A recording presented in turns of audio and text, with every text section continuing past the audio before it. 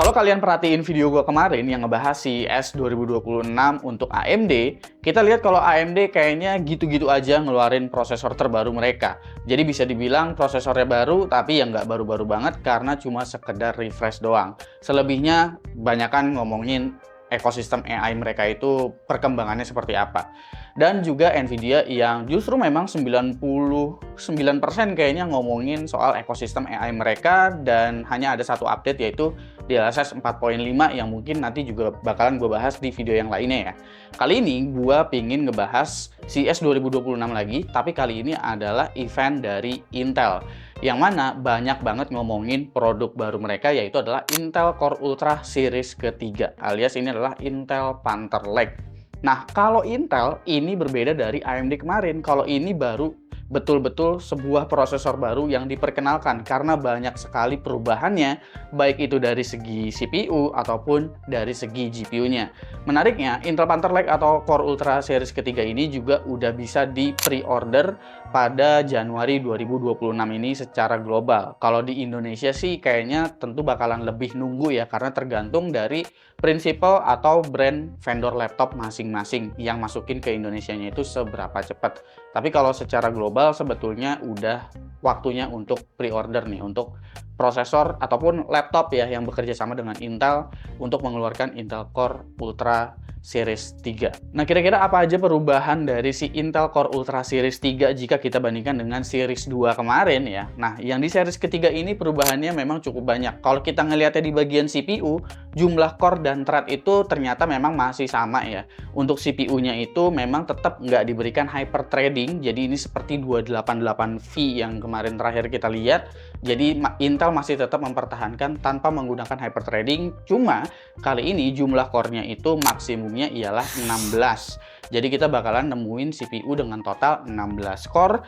Lalu untuk arsitekturnya juga udah pasti berubah karena ini menggunakan Panther Lake ya. Konfigurasi 16 core-nya itu terdiri dari 8 E-core, habis itu ada 4 P-core dan juga 4 LP E-core. Jadi ya konfigurasinya juga secara jumlah core itu mirip-mirip seperti di generasi sebelumnya sebetulnya.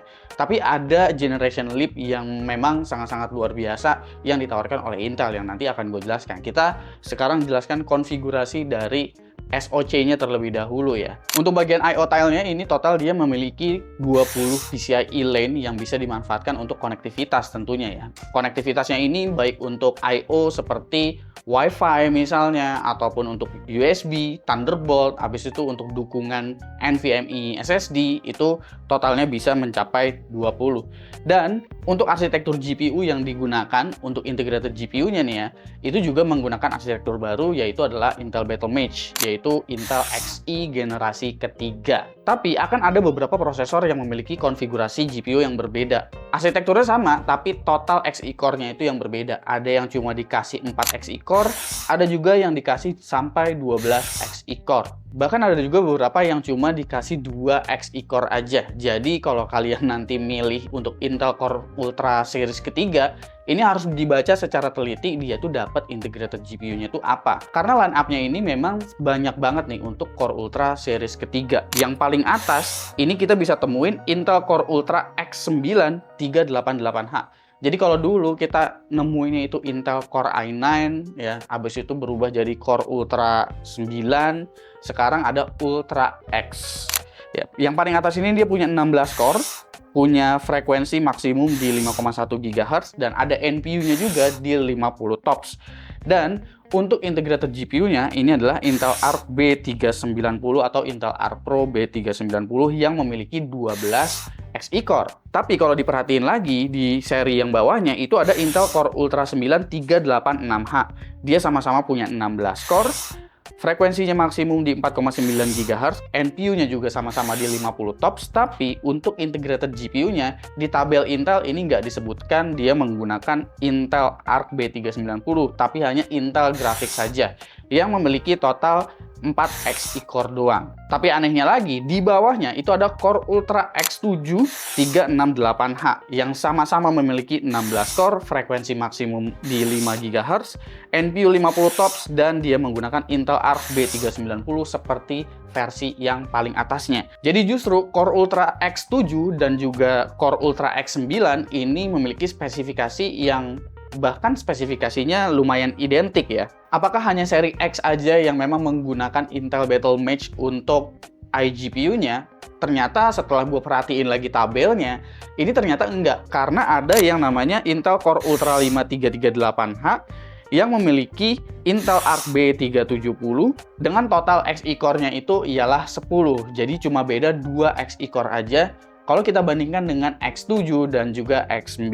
Untuk CPU-nya, si Core Ultra 5 338H ini dia memiliki total 12 core, frekuensi maksimum di 4,7 GHz, dan NPU di 47 TOPS. Kalau ngomongin TOPS ya, ini kan biasanya klaim yang dipakai untuk sebuah NPU. Tapi untuk di prosesor Intel, sebetulnya yang diklaim itu nggak cuma sekedar NPU-nya aja, tapi secara keseluruhan beserta dengan GPU-nya. Maka dari itu, kalau kalian perhatiin tabel yang tadi juga itu ada GPU yang total TOPS-nya itu mencapai 122 untuk yang 12 Xe core, dan untuk yang 10 Xe core itu total TOPS-nya itu ada di 98.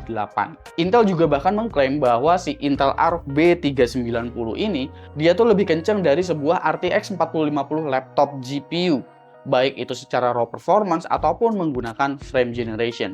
Karena di bagian integrated GPU-nya ini, si Intel Arc B390 ataupun yang lainnya yang menggunakan Xe Core generasi ketiga, ya, itu dia udah mendukung yang namanya XeSS 3. XeSS 3 ini dia udah menggunakan AI, baik itu untuk upscaling-nya maupun untuk menggunakan frame generation. Nggak sampai situ, tapi ada yang namanya multi frame generation, yang mana ini nggak bisa didapatkan oleh integrated GPU lain.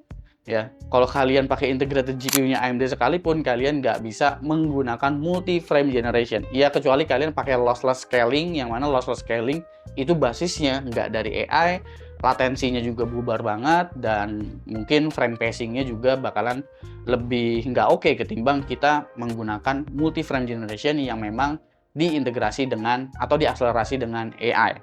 Anggaplah Intel ini overclaim untuk bilang bahwa iGPU mereka lebih kencang dari sebuah RTX 4050 laptop ya. Anggaplah performance-nya imbang aja ya, secara raw performance dengan RTX 4050 laptop. Tapi kalau diperhatiin lagi, ini integrated GPU jadinya sangat-sangat kencang.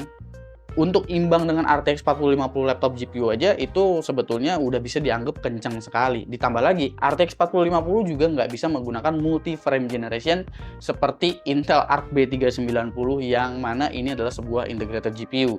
Dan tentunya baik itu encoder, decoder, dan lain sebagainya ya, untuk kebutuhan productivity, si iGPU-nya Intel ini dari dulu udah punya QuickSync dan segala macam yang encodernya memang lengkap, bahkan EV1 juga udah bisa diakselerasi dan di-encode ataupun di-decode melalui iGPU-nya. Jadi wajar kalau Intel di sini bilang bahwa performance dari integrated GPU mereka itu meningkat 77% jika dibandingkan dengan Core Ultra 9 288V alias generasi sebelumnya. Karena memang peningkatan ini sangat-sangat banyak dan sangat-sangat luar biasa menurut gua.